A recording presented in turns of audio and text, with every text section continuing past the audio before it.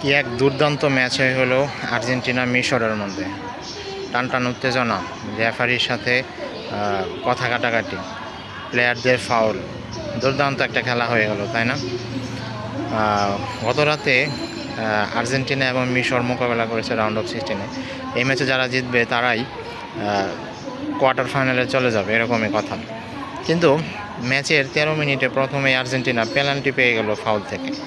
এখন সেই পেনাল্টি কিন্তু মেসি মিস করে দিল, এবং সেটা কেউ কখনো আশা করেনি। যদিও মেসি এর আগে কিন্তু অনেক পেনাল্টি মিস করেছে, তবুও মেসির কাছ থেকে এরকম গুরুত্বপূর্ণ ম্যাচে পেনাল্টি মিস করা অনেকেই হয়তো আশা করেনি।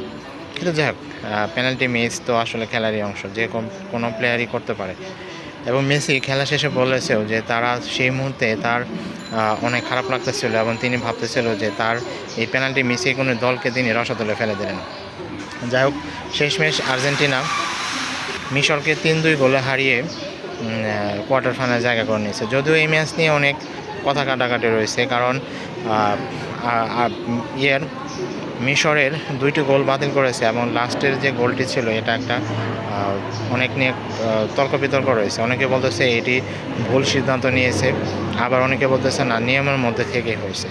আসলে কোনটা ঠিক কোনটা বেঠিক এটা হয়তো আইসিসি না ফিফাই ভালো ব্যাখ্যা দিতে পারবে। এবং কালকের ম্যাচের পরে কিন্তু অনেকেই এই ম্যাচকে আইসিসির সাথে তুলনা করেছে। আইসিসি ক্রিকেটের আইসিসি যেমন দুর্নীতিগ্রস্ত দেশ, মানে কোনো এক কিছু কিছু দেশের সুবিধার জন্য সব কিছু স্বার্থের জন্য ত্যাগ করে, আবার এই ফিফাকেও তারা এই ইউরোপের কিছু দেশ বা কিছু বড় বড় দেশের জন্য সুবিধা দেওয়ার জন্য তাদেরকে সেই কাতারে নিয়ে গেছেন। কারণ এখানে দেখেন, এখানে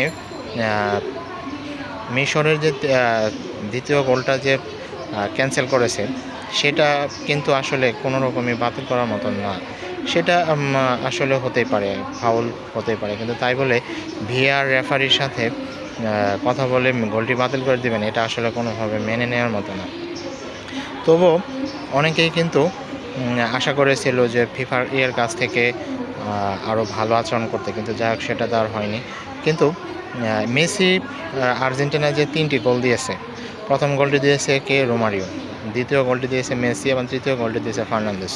তারা যে 3টি গোল দিয়েছে সেই 3টি গোল নিয়ে কোনো প্রশ্ন নাই, কোনো কথা নাই, তারা দুর্দান্ত গোলই দিয়েছে এবং সঠিক অ্যাকুরেট গোল দিয়েছে।